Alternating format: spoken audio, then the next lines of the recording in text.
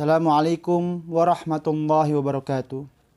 Alhamdulillah wassalatu wassalamu ala Rasulillah wa ala alihi wa ashabihi wa man walah. Ma'asyiral muslimin rahimani wa rahimakumullah.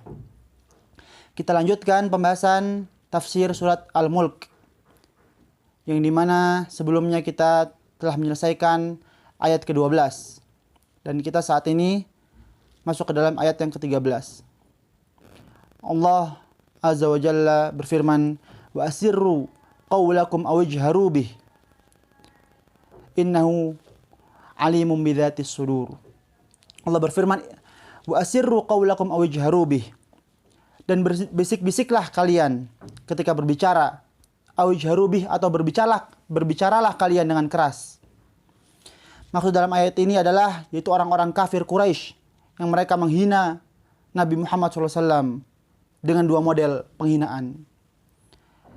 Ada mereka yang menghina Nabi SAW dengan cara terang-terangan, dengan suara yang keras, dan ada pula yang menghina Nabi SAW dengan berbisik-bisik, dengan suara yang pelan.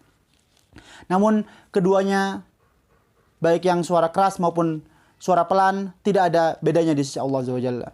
Allah Maha mendengar apa yang mereka ucapkan.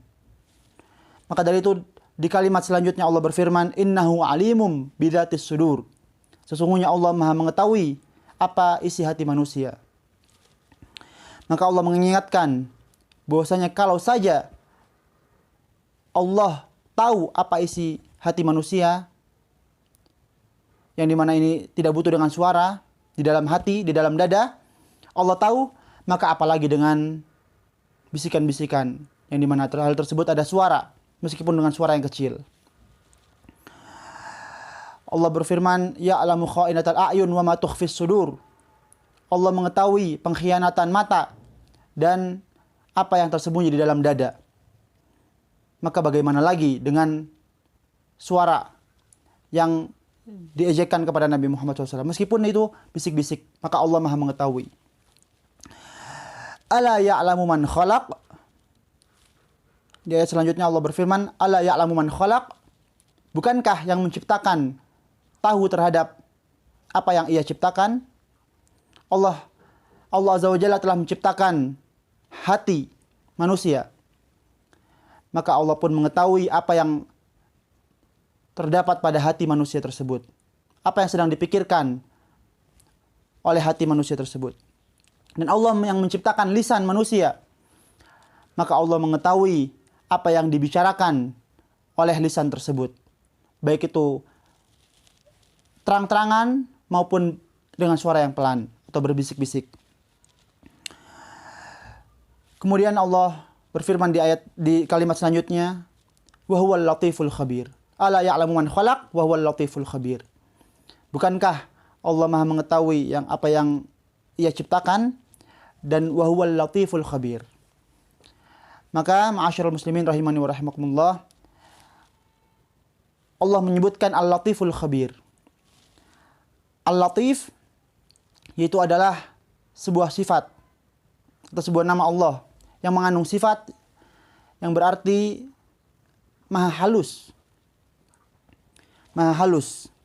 Maksudnya adalah Allah menyampaikan kehendaknya dengan tanpa disadari oleh hamba-hambanya.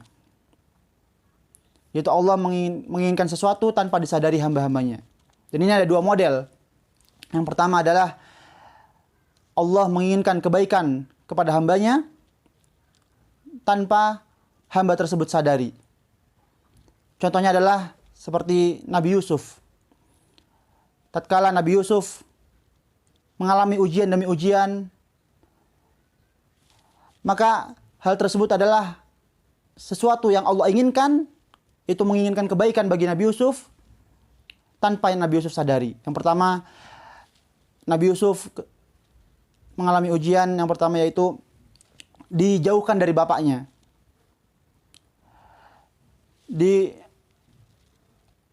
untuk bermain, kemudian dilemparkan ke sumur. Kemudian setelah itu dijual menjadi budak. Kemudian setelah itu digoda oleh Zulaikha. Kemudian setelah itu ujian selanjutnya, tatkala Nabi Yusuf tidak ingin menerima ajakan Zulaikha, maka ia pun dipenjara. Kemudian ujian-ujian setelahnya dipenjara beberapa tahun.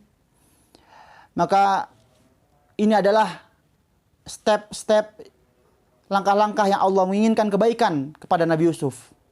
Namun Nabi Yusuf tidak sadari. Yang dimana endingnya atau akhirnya Nabi Yusuf akan menjadi menteri. Ini contoh yang pertama, yaitu Allah Latif. Allah menginginkan sesuatu tanpa hamba tersebut sadari. Nabi Yusuf tidak sadar bahwasanya ia akan menjadi menteri dengan ujian demi ujian tersebut.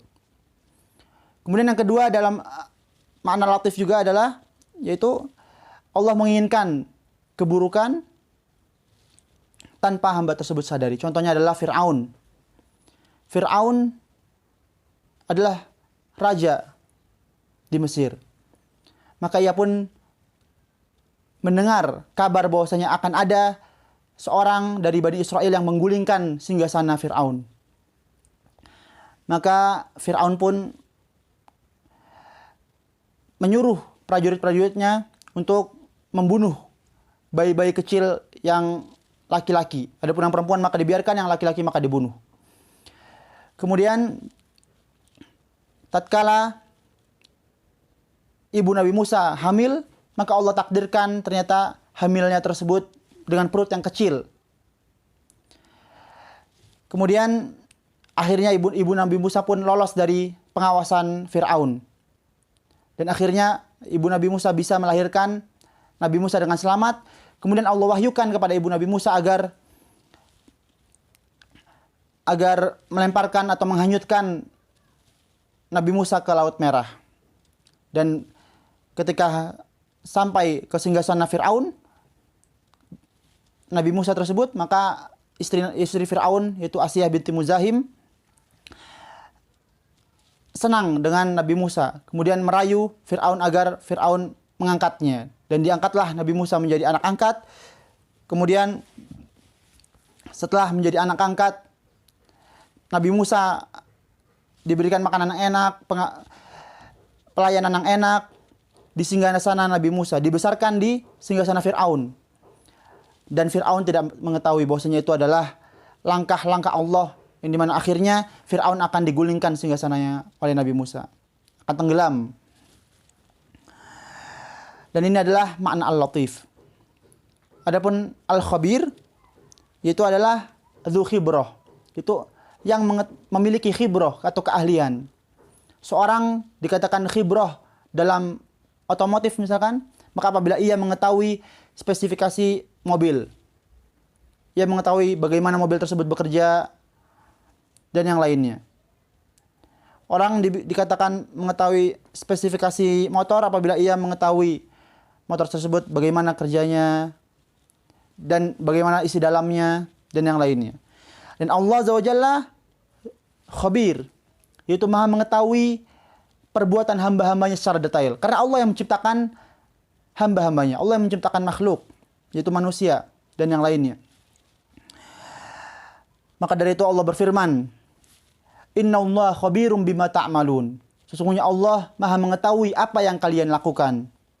Allah tahu persis bagaimana amalan kita dan apa yang melatar belakangi amalan kita, dan bagaimana amalan tersebut tatkala kita lakukan. Allah mengetahui seluruhnya.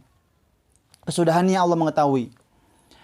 Maka Allah mengetahui amalan kita secara detail, ini artinya khabir. Bahkan Allah tidak hanya mengetahui amalan-amalan kita saja. Allah mengetahui dosa-dosa kita. Allah berfirman, "Wa kafa bi rabbika bidzunubi ibadihi khabiran basira."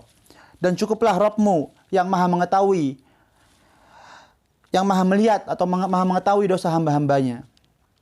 Ini artinya khabir, yaitu Allah mengetahui segala perbuatan hamba-hambanya. Dan apa yang dilakukan hamba-hambanya berupa maksiat atau berupa dosa. Maka dari itu ma'asyiral muslimin rahimani wa rahimakumullah, semoga kita bisa merenungkan ayat-ayat ini bahwasanya Allah Maha mengetahui apa yang kita amalkan. Hendaknya kita berbuat amal sungguh-sungguh, dan ini akan menumbuhkan kita itu berbuat ihsan atau muraqabatullah, itu merasa diawasi Allah Azza wa Jalla. Kalau kita merenungkan ayat-ayat ini, bahwasanya Allah bisa latif, Allah bisa menginginkan keburukan bagi kita sesuai kehendak Allah dengan cara yang kita tidak sadari, maka ini membuat kita takut, khauf. Dan juga menimbulkan rasa ihsan, yaitu tatkala kita merasa bahwasanya Allah itu khabir, Maha mengetahui apa yang kita amalkan. Wabillahi taufiq wal hidayah. Wassalamualaikum warahmatullahi wabarakatuh.